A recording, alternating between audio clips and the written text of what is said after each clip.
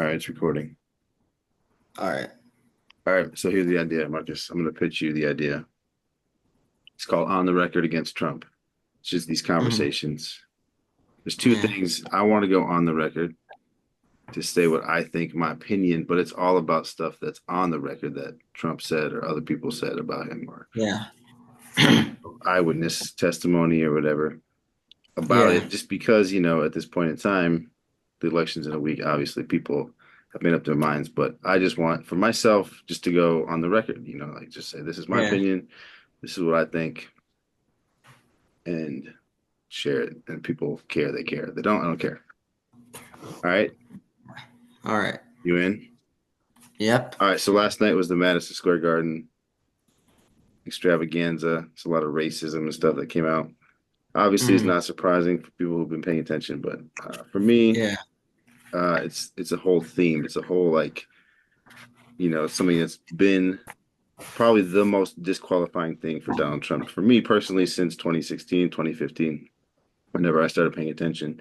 And for him, it goes all the way back to like Central Park Five and, the whole lawsuit of the federal government against him and his properties. It's nothing new for Trump. Um, Yeah.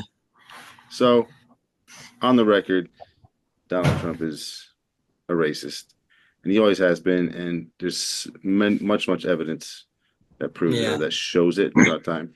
So we're gonna jump in, and I think like for me, it not only impacts the direct people that he's talking about, it also impacts the people that um, are citizens of the United States who might be part of a ethnic or racial group that he's attacking. He often attacks like, immigrants, for example, but at the same time, he's attacking legal immigrants. It ends up Hmm. impacting people who are born here because the way that they're profiled or See. whatever.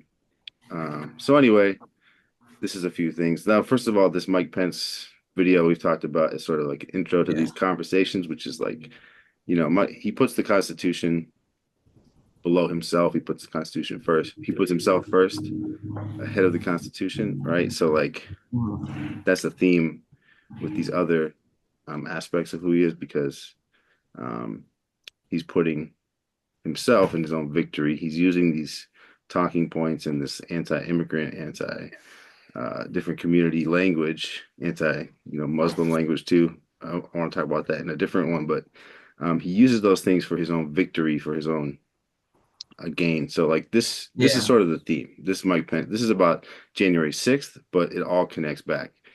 So this is. Let me see if you can hear this. Can you hear the video? Irrespective of the indictment, Yeah. I want the American people to know that I had no right to overturn the election.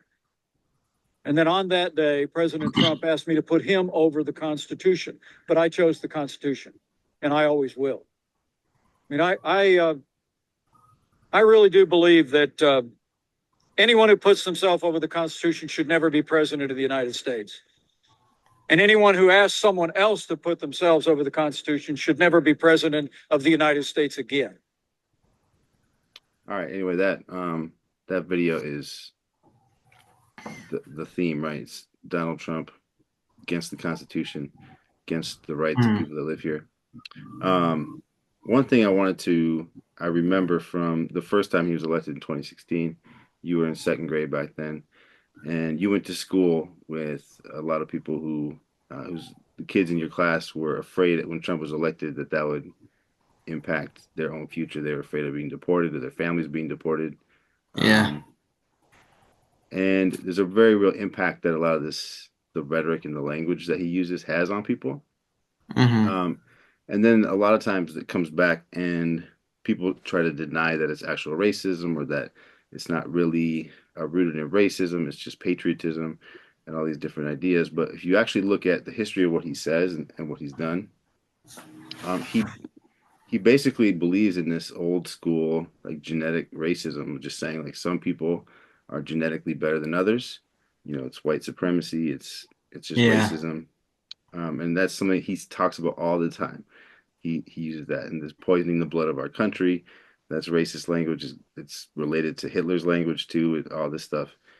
So those comparisons, people say they're overblown, But when you actually look on the record, this is some of what Yeah. Trump has actually said. Yeah, you've seen him bring up. Sorry, go ahead. You've seen him bring up racial science and stuff, saying that immigrants murderers have bad genetics and stuff, just like the words Hitler said. Saying, Yep, exactly. Yeah. And this is some of it from his own mouth. Here you go. You know, when they let, I think the real number is 15, 16 million people into our country. When they do that, we got a lot of work to do. They're poisoning the blood of our country. That's what they've done. They poison mental institutions and prisons all over the world, not just in South America, not just the 3 or 4 countries that we think about, but all over the world. They're coming into our country from Africa, from Asia, all over the world. They're pouring into our country. Nobody's even looking at them. They just come in. The crime is going to be tremendous. The terrorism is going to be. And then we built a tremendous piece of the wall, and then we're going to build more. Right, poisoning the blood of our country. He said it's definitely like based in like racist ideas of blood and genetics being the source of like goodness and all that kind of stuff. Yeah, replacing like the replacement theory, saying that they're replacing the majority white population and stuff like that too. Exactly. That been pushed by Trump's allies and other conservatives.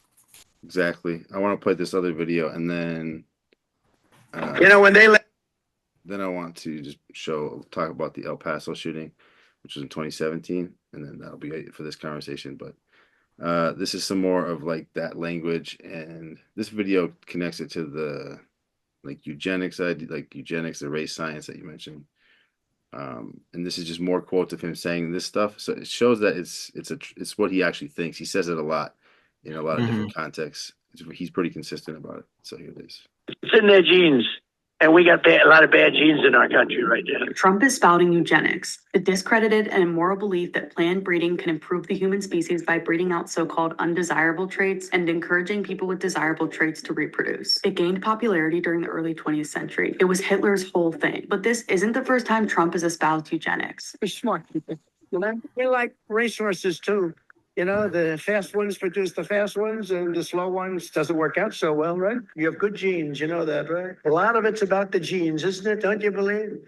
The racehorse theory, you think was so different? You have good genes in Minnesota. Trump's biographer, Michael D'Antonin, said in 2016 that Trump's family believes in eugenics. The family subscribes to a racehorse theory of human development. They believe that there are superior people, and that if you put together the genes of a superior woman and a superior man, you get a superior offspring. This is just the latest example of the frightening ways Trump dehumanizes immigrants. Despite Trump constantly using the term migrant crime, violent crime rates are dropping throughout the U.S., and studies show immigrants commit crimes at lower rates than U.S. citizens. All right, so that was several examples of him using the same stuff, the same language.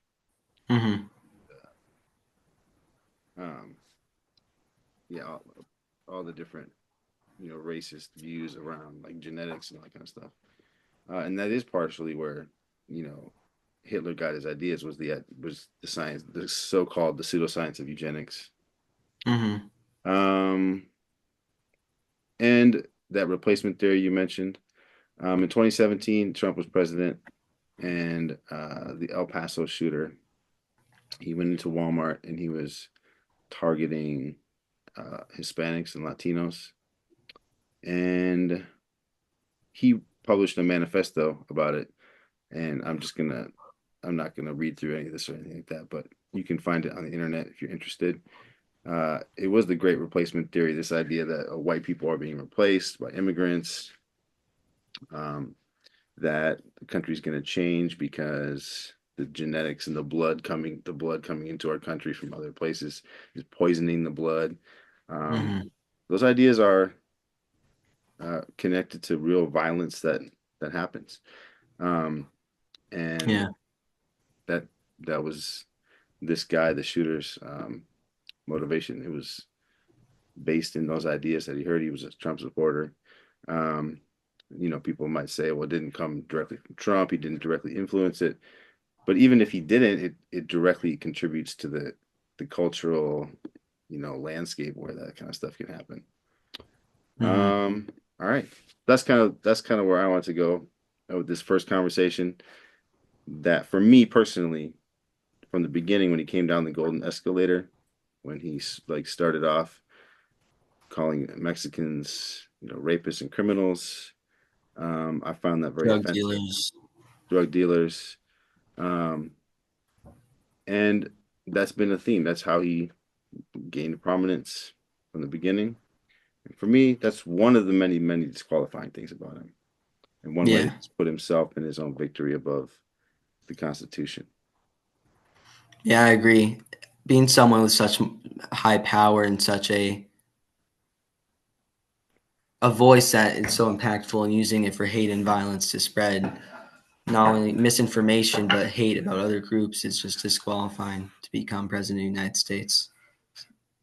I agree. All right, next conversation will be conversation 2, and I want to talk about how he came to Minnesota, and he just talked bad about the Somali community in Minnesota, and that was a part of his whole Muslim ban idea, and just categorizing all Muslims as terrorists, that kind of stereotypical idea. And in Minnesota, we had a bombing of an Islamic center here by pro-Trump people that had the same ideas, those same ideas that like, Muslims are not welcome here. We have to scare them away from our country. But that'll be the next one. So, all right, man. It's time for bed. Yeah. Good night. Peace. Let me figure out how to stop this thing.